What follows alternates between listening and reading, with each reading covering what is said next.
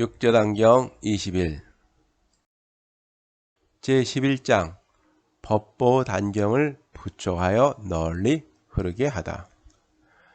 육조대사는 태극 원년 712년 임자 7월에 문인들로 하여금 신주 구근사에 탑을 세우도록 하고 공사를 제척하여 다음해 늦여름에 완공하였다. 육조대사는 자신이 살던 옛 거처인 신주 고향 집터에 세워진 구근사에 가서 탑을 세우라고 하셨습니다. 구근사는 중종이 육조대사가 거주하던 옛 거처에 절을 중수하고 미납 가사와 수종 바루를 내리고 구근사라고 부르게 하였던 곳입니다. 7월 1일 문도와 대중들을 모아놓고 말씀하셨다. 나는 8월이 되면 세간을 떠나고자 한다. 너희들은 의문 나는 것이 있거든 서로들 빨리 물어보거라. 너희들을 위하여 의문을 부수어서 너희들의 미혹을 다 없애어 주겠다. 내가 가고 난 후에는 너희들을 가르칠 사람이 없을 것이다. 법회와 제자들은 그 말을 듣고는 모두 눈물을 흘렸지만 오직 신해만이 마음이나 생각이 동요되지 않았으며 눈물도 흘리지 않았다. 대사께서 말씀하셨다. 어린 제자인 신해가 도리어 선과 불선이 같음을 알고 비방과 칭찬에 동요되지 않으며 슬픔과 즐거움을 내지 않는구나. 나머지 사람들은 그렇지 못하니 수년 동안 산중에 있으면서도 어떠한 도를 닦았는가. 너희들이 지금 눈물을 흘리는 것은 누구를 염려하기 때문인가. 만약 내가 갈 곳을 몰라 염려한다면 나는 스스로 갈 곳을 알고 있다. 내가 만약 갈 곳을 알지 못한다면 너희들에게 미리 알리지 못하였을 것이다. 너희들이 슬퍼하면서 눈물을 흘리는 것은 내가 갈 곳을 알지 못할까 염려하기 때문이다. 내가 갈 곳을 안다면 눈물을 흘리지는 않을 것이다. 법성은 본래 생겨나지도 없어지지도 가지도 오지도 않는 것이다. 너희들 모두 앉아라. 내가 너희들에게 하나의 개성을 주겠으니 이를 진가동정계라 이름하겠다. 너희들은 이 개성을 얻어 외우면 나와 뜻이 같을 것이고 이것에 의지하여 수행하면 종지를 잃어버리지 않을 것이다. 대중과 승려들은 예를 올리고는 대사에게 계를 설하여 줄 것을 청하였다. 계를 말씀하셨다.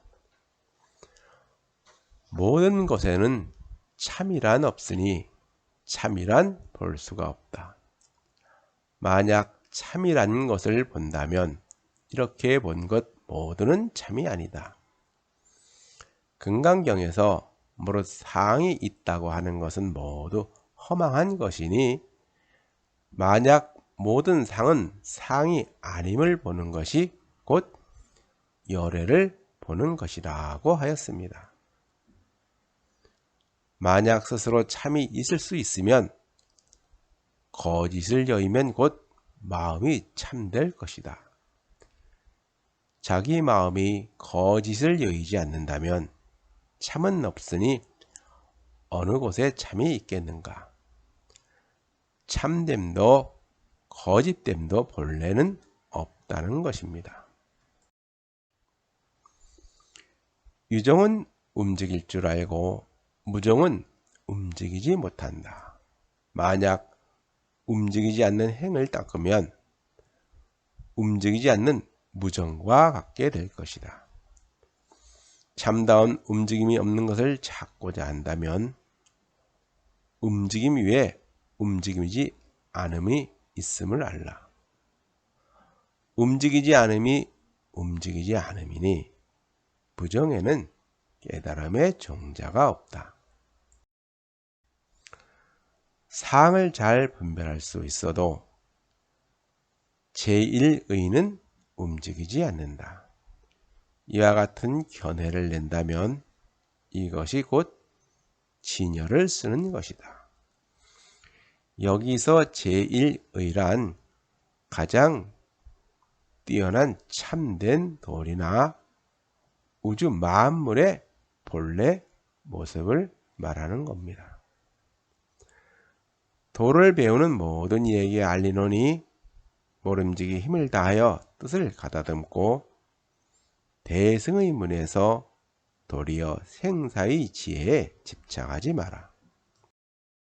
만약 한순간에 서로 맞으면 곧 부처님의 뜻을 함께 논할 수 있다.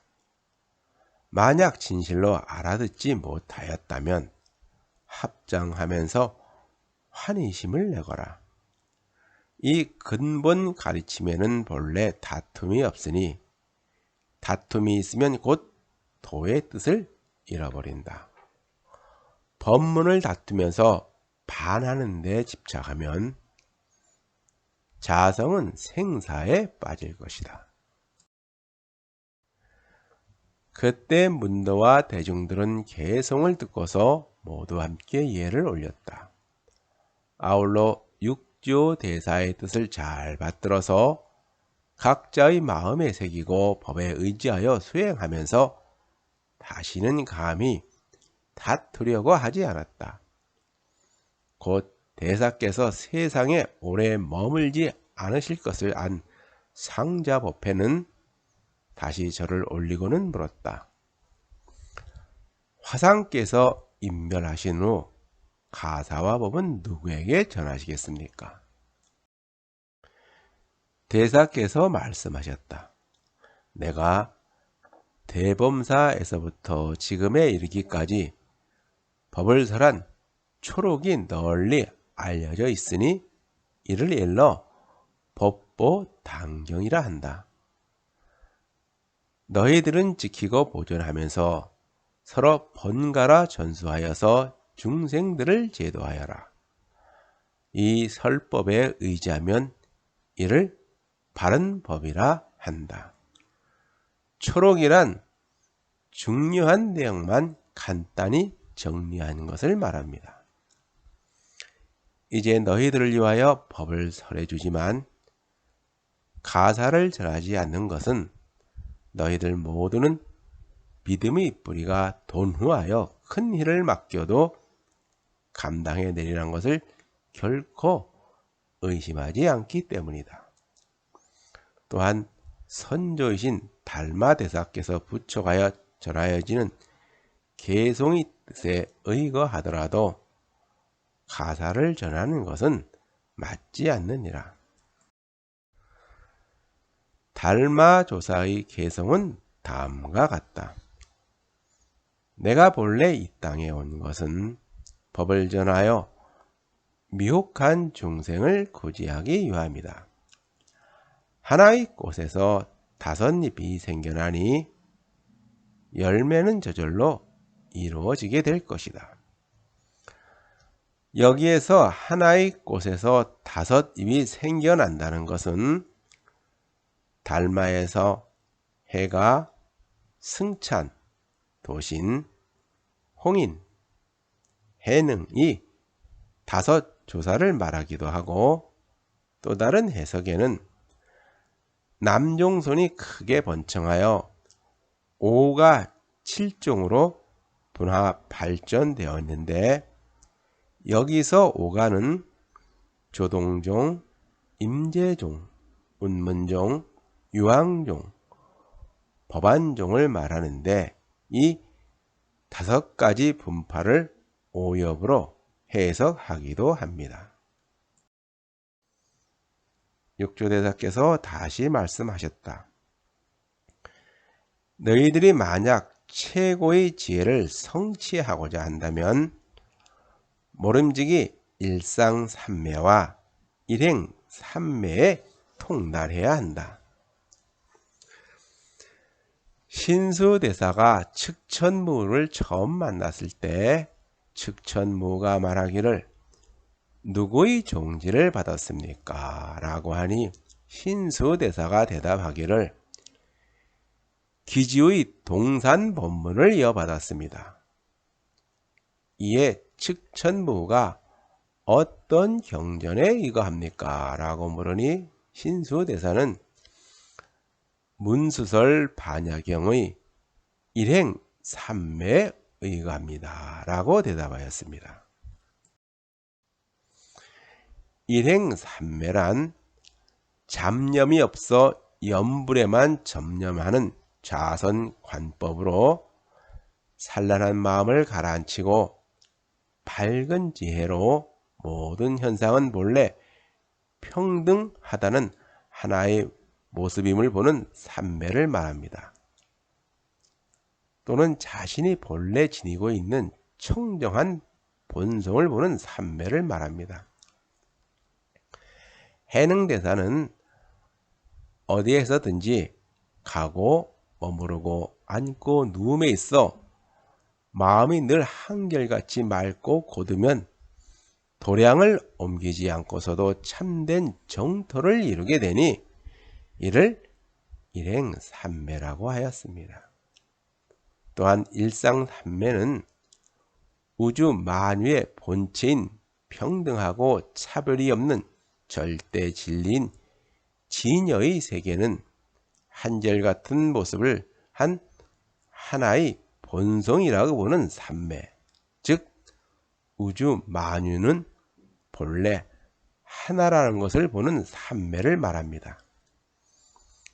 해능대사는 모든 상을 보되 상을 여의게 되면 담담하고 고요하여서 텅 비어 걸림이 없고 매우 단박하니 이를 일상삼매라고 하였습니다. 지구와 태양 그리고 밤하늘에 빛나는 수많은 별과 은하를 품고 있는 우주는 아무리 멀리 떨어져 있는 곳이라도 같은 물리 성분으로 이루어져 있으며 어디에서나 같은 물리 법칙을 따릅니다. 이처럼 우주는 모든 곳에서 같은 것으로 이루어져 있으며 모든 방향으로 같은 것이어서 우주에는 중심이라고 할 만한 것도 없고 특별한 장소나 방향이라는 것도 존재하지 않습니다. 이것을 천체 물리학에서는 우주 원리라고 부릅니다. 우주 원리란 우주의 어디에 있든지 어떤 방향으로 바라보든지 우주는 모든 곳에서는 같은 성분으로 이루어져 있으며 같은 물리 법칙을 따른다는 겁니다. 이처럼 우주의 어느 한 부분은 우주 전체와 같은 것이므로 우주는 하나의 전일성의 형태로 이루어져 있으며 하나의 전체성의 형태로 존재한다는 겁니다. 그러므로 우주의 어느 한 부분을 알면 우주 전체를 알 수가 있는 것이니 우주는 부분이 곧 전체라는 겁니다. 이를 불교에서 일상삼매라고 한다는 겁니다. 만약 일체의 모든 곳에서 상에 머물지 않고 그 상에서 미워하고 좋아하는 마음을 내지 않으며 또한 취하거나 버리지도 않고 이익되고 이루어지고 무너지는 일들을 생각하지 않으면 편안하고 한가로우며 담담하고 고요하여서 텅 비어 걸림이 없고 매우 단박하니 이를 일러 일상삼매라 한다. 만약 일체의 모든 곳에서 가고 머무르고 앉고 누움에 있어 마음이 순이라고 고두면 도량을 옮기지 않고서도 참된 정토를 이루게 되니 이를 일러 일행삼매라 한다.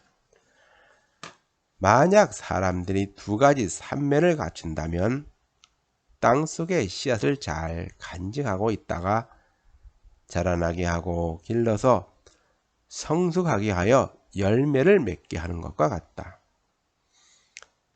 일상삼매와 일행삼매 역시 이와 같다.